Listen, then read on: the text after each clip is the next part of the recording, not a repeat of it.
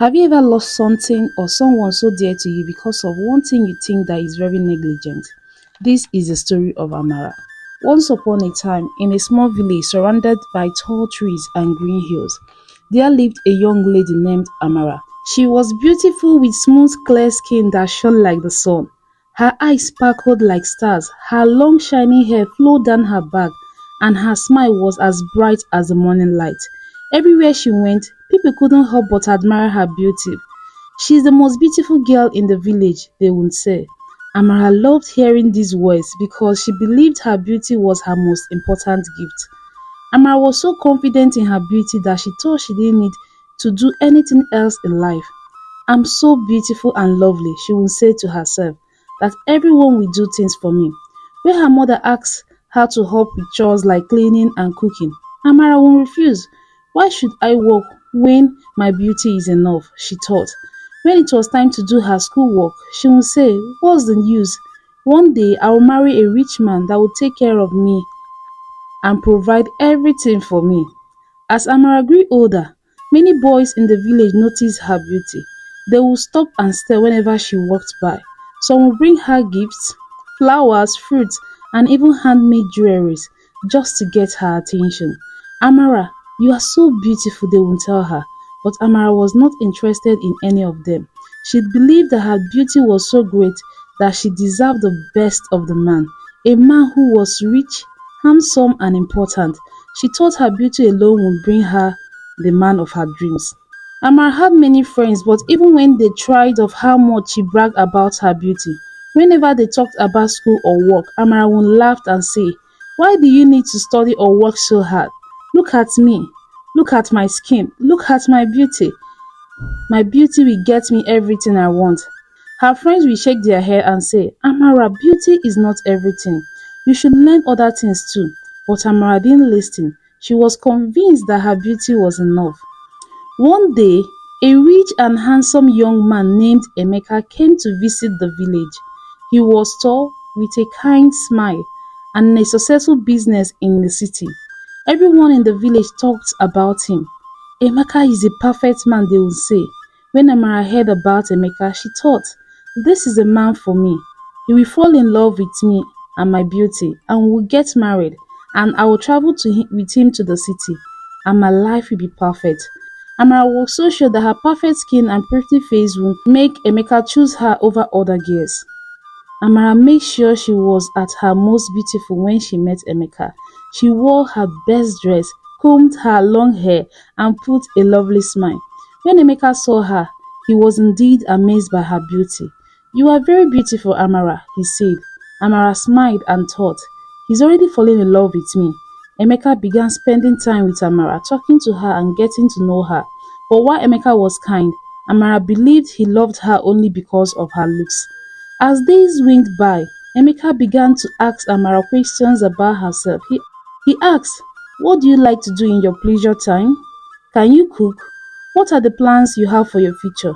But Amara would always laugh and say, "Why would I learn to cook or plan for my future? My beauty will take care of everything." Emeka smiled politely, thinking that she has a way of cracking jokes. But as time goes on, he was beginning to wonder if Amara had anything else to offer besides her beauty. He liked smart, kind, and hardworking people, not just beautiful ones. One day, Emeka invited Amara to his house for a special dinner. "I love good food, especially Oha Soup," Emeka said with a warm smile. "I have heard you are an excellent cook." Amara froze. She had never cooked a meal in her life. Her mother had always begged her to learn, but Amara thought cooking was beneath her. Still, she didn't want Emeka to know. She smiled and said, "Of course, I can make Oha Soup. You will love it." Amara was nervous. She didn't know how to make Oha Soup, but she didn't want to disappoint Emeka. She went to the market and bought the ingredients for Oha Soup. She bought Oha leaves, meat, and spices. But then she had an idea. "I know Oha Soup is not sweet, but everyone loves sweet things," she thought. "If I add sugar, Emeka will love it more." Amara was sure her sweet version of Oha Soup will impress Emeka. Amara spent the afternoon preparing the soup. She put all the ingredients into the pot but added lots of sugar at the end. "This will be the best Oha Soup Emeka has ever tasted." After eating this one, it's straight to altar and I will marry Emeka, she said to herself. She was so confident that she didn't bother to taste the soup before serving it. All she could think was how happy Emeka would be when he saw her beautiful face and tasted her sweet soup.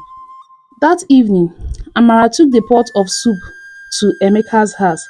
Emeka welcomed her with a big smile, excited to taste the soup she had made. Amara sat down, feeling proud of herself.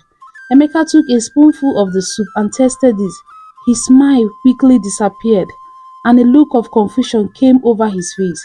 Amara, why does this soup taste so sweet like this? He asked. It's too sweet. Amara was shocked. She thought adding sugar would make the soup better, but now Emeka was not pleased. Emeka put down his spoon and looked at Amara. Amara, I thought you could cook. I thought you could do more than just be beautiful. I thought all you said were just mere joke, he said sadly. Amara felt her heart sink. She has always believed that her beauty was enough to win Emeka's love. But now, it was clear that he wanted more than that. Beauty is nice, Emeka continued, but it's not everything. I need someone who can help me, someone who can be a good partner in life. Amara sat quietly, her dark skin glowing under the evening light. For the first time in her life, she realized that her beauty wasn't enough. She thought about all the times she refused to do chores or learn new things because she believed her looks were all she needed. Now she understood that being beautiful wasn't everything. Emeka wanted someone who could cook, clean, and help take care of a home, but Amara couldn't do any of that.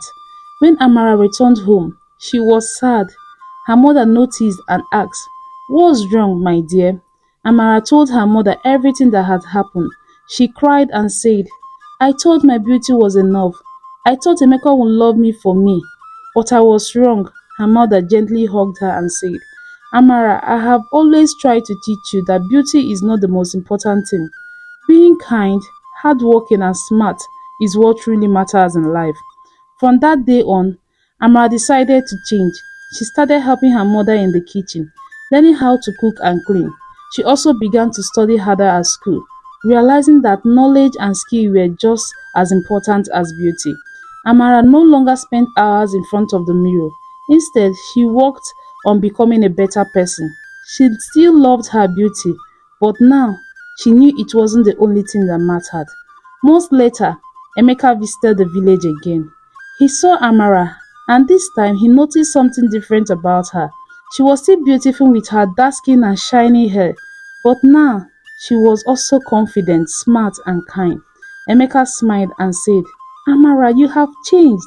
Amara smiled back and said, "I have learned that beauty is only one part of who I am. I want to be a better person in every way." And from that day forward, Amara knew that true happiness came from not just being beautiful, but being a good and capable person.